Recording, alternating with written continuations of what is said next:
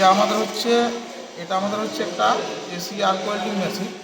তো এটার সাহায্যে যখন ওয়েল্ডিং করা হয়, তো এর ভেতরে আমাদের ভোল্টেজটাকে কমানোর জন্য, স্টেপ ডাউন করার জন্য আমাদের একটা ট্রান্সফরমার লাগানো থাকে এর ভেতরে। আর এটা দেখতে পাচ্ছেন, এটা আমাদের হচ্ছে প্লাগ। এটা সকেটে দিতে হয়, দিলে আমাদের পাওয়ার সাপ্লাই আসে। আর যখনই আমরা সকেটে এটা দিয়ে দিই, তখন এর মধ্যে দিয়ে কারেন্ট চলে আসে এবং ইলেকট্রনগুলো উচ্চ গতিতে এই কেবলের মধ্য দিয়ে এসে মেশিনে পৌঁছায়। এবং ওই যে দেখতে পাচ্ছেন এখানে ইন্ডিকেটার আছে, ইন্ডিকেটার লাল লাইট জ্বলে গঁ গঁ গঁ গঁ গঁ শব্দ একটু করে, তখন আমরা বুঝি যে মেশিন স্টার্ট হয়েছে। এইবারে আমাদের এসির ক্ষেত্রে, এসি ওয়েল্ডিং এর ক্ষেত্রে কোনো পোলারিটির প্রয়োজন হয় না, যেহেতু ওটা 0 থেকে π/2 এবং -π/2 একটা ওয়েবের আকারে একবার ধরে একবার ছাড়ে এইভাবে হতে থাকে। অতএব আমাদের এখানে কোনো পোলারিটির প্রয়োজন হয় না। যদি ডিসির ক্ষেত্রে আমরা ওয়েল্ডিং করতাম, তাহলে একটা পোলারিটি, অর্থাৎ আমাদের পজিটিভ এবং নেগেটিভ মেরুর একটা প্রয়োজন হতো।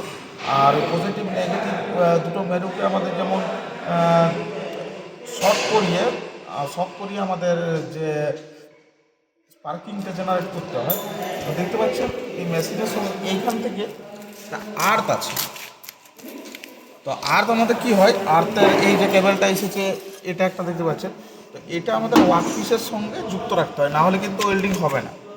তো একটা টার্মিনাল আমাদের আর্থটা ওয়ার্কপিসের সঙ্গে কানেক্টেড থাকে, এবং এইটা হচ্ছে আমাদের এখান থেকে নেওয়া হচ্ছে। যেমন আমাদের এখন দেখতে পাচ্ছেন এই এসি ওয়েল্ডিং মেশিনটা আমাদের এখন 350 অ্যাম্পিয়ার পর্যন্ত আছে। তো আমরা এখন কততে দিয়ে রেখেছি, 100 অ্যাম্পিয়ারে দিয়ে রেখেছি। মানে 100 অ্যাম্পিয়ার যেহেতু কারেন্টের এখন, তো 100 অ্যাম্পিয়ার এখন কারেন্ট নেওয়া আছে। মানে আমরা যখন পাতলা শিট মেটাল বা পাতলা কোনো মেটাল বা এই ধরনের, যেমন দেখতে পাচ্ছেন এই ধরনের যে টেবিলটা বানানো হয়েছে ব্ল্যাক আয়রন শিটে, যদি পাইপগুলো ওয়েল্ডিং করা হয়, তাহলে আমাদের এই 50-এ দিতে হয়। কারণ না হলে পাতলা মেটাল হলে তাড়াতাড়ি গলে যাওয়ার একটা পসিবিলিটি থাকে, সম্ভাবনা থাকে। ওই জন্য তখন 50-এ দেওয়া হয়। আর যত পুরো মেটাল হবে তখন আমরা 100-তে দেবো।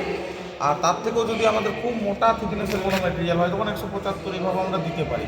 কিন্তু বেশি অ্যাম্পিয়ার যদি জুড়ে দেওয়া হয়, তাহলে আমাদের কী হয় না, ইলেকট্রোড যেটা থাকে আমাদের, তো ইলেকট্রোডের ডায়ামিটারের উপরও কিছুটা নির্ভর করে, এবং ইলেকট্রোডটাকে খুব তাড়াতাড়ি গলিয়ে দেয়।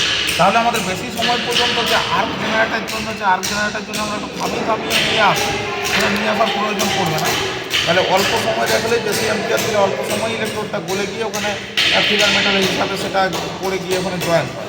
তো আমাদের এইভাবে ওয়েল্ডিং প্রক্রিয়াটা সম্পন্ন হয় আমার ইলেকট্রিক আর্ক ওয়েল্ডিংয়ের সাহায্যে। এবার যদি আমাদের ডিসিতে করা হয়, ডিসি ওয়েল্ডিং মেশিনে বা ডিসি মোটর সেটে বা ডিসি ইঞ্জিন সেটে যদি করা হয়, তাহলে সেই ক্ষেত্রে আমাদের একটা পোলারিটিটা দেখে নিতে হয়। পোলারিটি অর্থাৎ দুটো মেরু, যেমন পজিটিভ আর নেগেটিভ টার্মিনাল, সেইগুলো চেক করে নিয়ে দেখে নিতে হয়। তার কারণ আমাদের ডিসির ক্ষেত্রে দুটো পোলারিটি হয়, একটা হচ্ছে স্টেট পোলারিটি। স্টেট পোলারিটিতে কী হয় আপনারা দেখুন, যে স্টেট পোলারিটিতে হয় আমাদের এই যে হোল্ডারে যে ইলেকট্রোড থাকে, ইলেকট্রোডটাকে তখন দেওয়া হয় আমাদের নেগেটিভ টার্মিনালে। আর এই ওয়ার্কপিসে যে আর্থিংটা দেওয়া হয়, সেটা দেওয়া হয় পজিটিভ। আর রিভার্স পোলারিটির ক্ষেত্রে তার উল্টোটা, মানে ইলেকট্রোডে থাকে পজিটিভ এবং ওয়ার্কপিসে যে আর্থিংটা থাকে সেটা থাকে নেগেটিভে। তার কারণ আমাদের স্টেট পোলারিটিতে আমাদের থিক জবকে ওয়েল্ডিং করার জন্য, ডিসিতে থিক জবকে ওয়েল্ডিং করার জন্য ব্যবহার করা হয়। কারণ ওর যে এফিসিয়েন্সিটা থাকে সেটা 65 থেকে 67% এফিসিয়েন্সি থাকে। আর এসিতে আমাদের মোটামুটি অ্যাপ্রক্স 85% এফিসিয়েন্সিতে কাজ করতে পারে। এবং এসি ওয়েল্ডিংয়ে কাজ করার আমাদের একটা সুবিধাও আছে এসির থেকে বেশি। সেটা হলো কি, এসিতে করলে আমাদের খরচ বা ব্যয়টা কম হয়। আর ডিসিতে করলে আমাদের এসিতে খরচটা কম হয় বা ব্যয় কম হয়। আর ডিসিতে বেশি ব্যয় হয়, আর এসিতে করলে আমাদের ব্যয় বা খরচটা কম হয়। আর এটা মেনটেন্যান্স কষ্টও অনেক কম এসিতে করলে, আর ডিসিতে করলে মেনটেন্যান্স কষ্টটা একটু বেশি হয়ে যায়। কারণের জন্য আমরা এসিটাকে বেশি চুজ করে থাকি।